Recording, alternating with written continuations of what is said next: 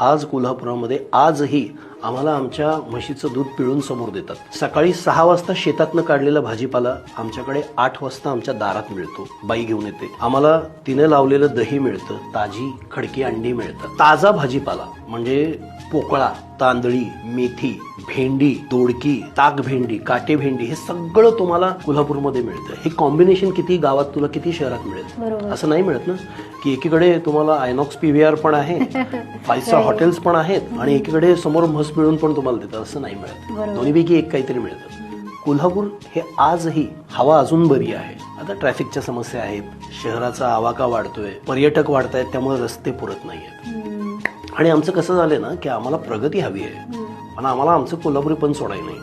म्हणजे रस्ता मोठा करा जावा, खरं माझ्या छपराला हात लावाय नाही. माझ्या दारात माझ्या 2 गाड्या उभारणार, माझी म्हसरं माझ्या दारात चालणार. तुम्हाला काय बाकी सोडून रस्ता मोठा करायचा तो करा जावा असं आमचं साधारण म्हणणं आहे. तर आम्ही कोल्हापुरीच आहोत. कसं सांगू राणी मला गाव